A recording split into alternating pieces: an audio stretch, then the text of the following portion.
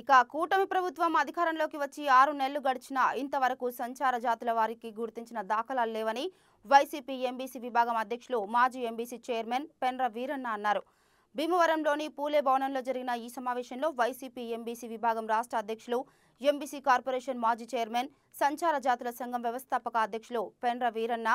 ముఖ్య అతిథిగా పాల్గొని మాట్లాడారు. కూటమి ప్రభుత్వం అధికారంలోకి వచ్చి 6 నెలలు గడిచినా ఇంతవరకు ఎంబీసీ కార్పొరేషన్ పాలక మండలి సభ్యులను నియమించకపోవడం బాధాకరమని, కూటమి ప్రభుత్వానికి సంచార జాతుల మీద ఏమాత్రం గౌరవం బాధ్యత లేవని, ఈ కారణంగానే ఇంతవరకు ఎంబీసీ కార్పొరేషన్ ఏర్పాటు చేయలేదని మాజీ చైర్మన్ పెండ్ర వీరన్న అన్నారు.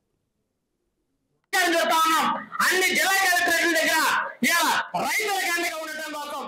రైతులు ఉన్నటువంటి పేద వర్గాలకు అండగా ఉండటం కోసం రేపొద్దున కలెక్టరేట్ల దగ్గర ధర్నాలు జరుగుతూ ఉన్నాయి. అన్ని కలెక్టరేట్ల దగ్గర కూడా పేద ప్రజానికం, రైతాంగం అంతా కూడా ఎదుర్కొచ్చి ఇలా మీ సమస్యలు మీరు చెప్పుకొని కలెక్టర్ గారి దగ్గరికి, కలెక్టర్ ద్వారా ప్రభుత్వానికి ఈ ప్రభుత్వం ఏ రకమైనటువంటి అనసూయకు గురి చేస్తుందో తెలియపరచవలసిన అవసరం ఉందనే విషయాన్ని ఈ సందర్భంగా తెలియపరుస్తూ, రానున్న కాలంలో ఎంబీసీలకు ఇవ్వాల్సిన కార్పొరేషన్ పాలక మండలాలు ఏర్పాటు చేసి డైరెక్టర్లు, చైర్మన్లు ఎంపిక చేసి వారికి సరైనటువంటి సౌకర్యం కల్పించకపోతే మేమేంటో చూపించడానికి మీరు సిద్ధంగా ఉన్నారనే విషయాన్ని ఈ సందర్భంగా తెలియపరుస్తూ,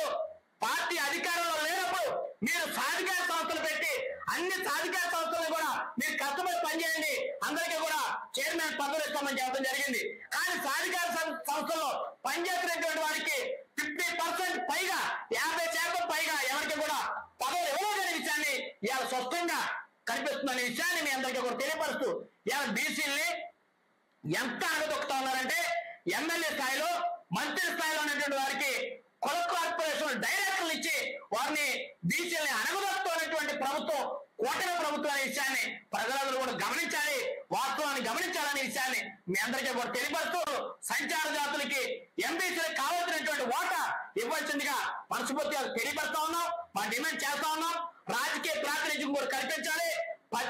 అన్ని రాజకీయ పార్టీలు కూడా సంచార జాతులను గుర్తించవలసిన బాధ్యత ఉందనే విషయాన్ని ఈ సందర్భంగా తెలియపరుస్తూ, ఈ అవకాశం ఇచ్చిన మీడియా మిత్రులందరికీ ధన్యవాదాలు తెలియజేస్తా ఉన్నాను.